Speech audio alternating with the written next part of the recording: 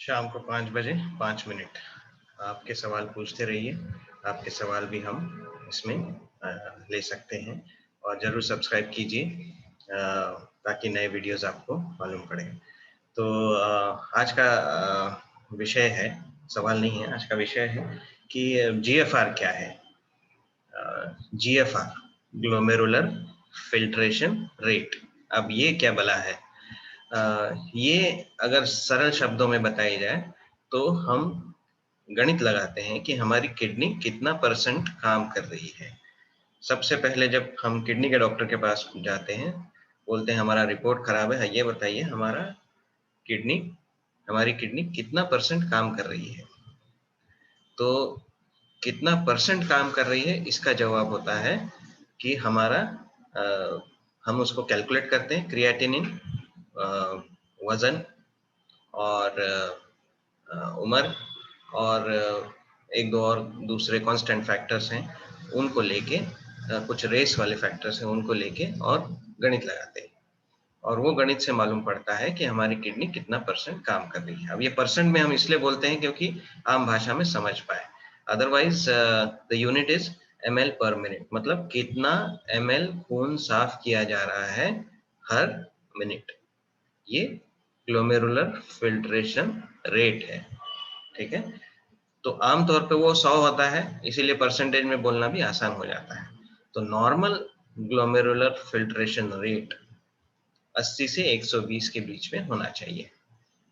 Indian patients में ये थोड़ा कम होता है, 70 से 90 के बीच में होता है। तो अगर 100 के नीचे भी है तो घबराने की बात नहीं है। 80 से 100 के बीच में है तो आपका ग्लोमेरुलर फिल्ट्रेशन बहुत अच्छा है, नॉर्मल है। भारतीय डाइट और भारतीय खान पान के हिसाब से ये नॉर्मल है। अब थोड़ा सा और विस्तार से इसको अगर हम बात करने की कोशिश करें तो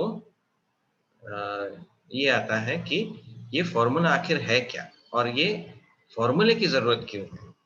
अब सोचिए कि हमारा क्रिएटिनिन तो लैब रेंज, हम रेंज देख के बोलते हैं अरे 1.6 हो गया, क्या ये अबनॉर्मल है। लेकिन रेंज देख के कई बार पूरी कल्पना नहीं मिलती है। केवल रेंज से हम नहीं बता सकते कि हमारा क्रिएटिन 1.4 है तो क्या ये अबनॉर्मल है, और हमारा क्रिएटिनिन क्या 1.1 है तो ये नॉर्मल है, 1.2 है तो क्या ये नॉर्मल है।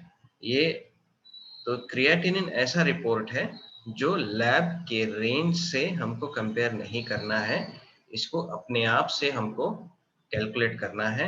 और जीएफआर अब देखा जाए तो इस फॉर्मूला से तो आप घर बैठे खुद भी जीएफआर कैलकुलेट कर सकते हैं। 140 माइनस एज, इसको मल्टीप्लाई कीजिए आपके वजन से और डिवाइड बाय 72 इंटू क्रिएटिनिन। तो ये अगर आप फीमेल हैं तो उसको 0.8 पूरा जो उत्तर आता है उसको 0.85 से मल्टीप्लाई कीजिए, ये आपका जीएफआर है, ठीक है। तो ये आपका परसेंटेज है, जो भी आंकड़ा आएगा उतनी परसेंट आपकी किडनी काम कर रही है। तो अब मैं बोल रहा था 1.2 क्या नॉर्मल है, 1.6 क्या अब नॉर्मल है। एक दो एग्जांपल्स देखते हैं, ठीक है। अब ये माताजी हैं, इनकी उम्र 80 साल के आसपास है और इनका जो वजन है वो 40 किलो है और इनका क्रिएटिन 1.2। अब रेंज के हिसाब से देखा जाए तो 1.2 तो नॉर्मल है, लेकिन अगर हम इसी गणित से, जो गणित हमने अभी दिखाया, इस गणित से अगर हम जीएफआर कैलकुलेट करते हैं, परसेंटेज कैलकुलेट करते हैं, तो वो आता है 23 बहुत कम है। तो ये माताजी को किडनी की बीमारी है, 1.2 पे भी हम बोलेंगे किडनी की बीमारी है, ठीक है। और स्टेजेस की बात करें, अगले संस्करण में स्टेजेस की बात करेंगे। तो स्टेजेस की बात करें तो ये आ जाता है सीकेडी स्टेज 4 में। अब लेकिन इन भाई साहब को देखिए, है ना, ये भाई साहब हट्टे कट्टे हैं, इनका वजन भी काफी ज्यादा है, सारा का सारा वजन मसल से आ रहा है, इनकी उम्र कम है, लेकिन इनका क्रिएटिन 1.6 है, हम तो बोलेंगे रेंज के बाहर है ना। तो अगर ये रेंज के बाहर है तो ये अबनॉर्मल है। लेकिन अगर हम उसी गणित से, जिस गणित से हमने क्रिएटिन कैलकुलेट किया है, तो ये आता है 91, ठीक है। तो ये 1.6 पे भी एबनॉर्मल नहीं है और माताजी 1.2 पे भी एबनॉर्मल थी। ठीक है।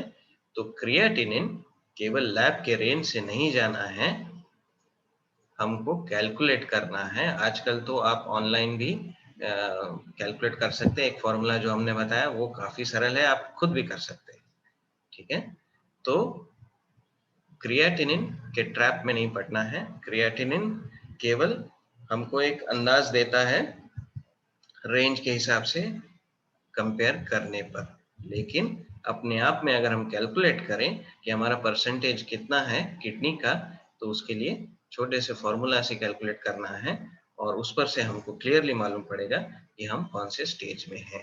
ठीक है। Thank you.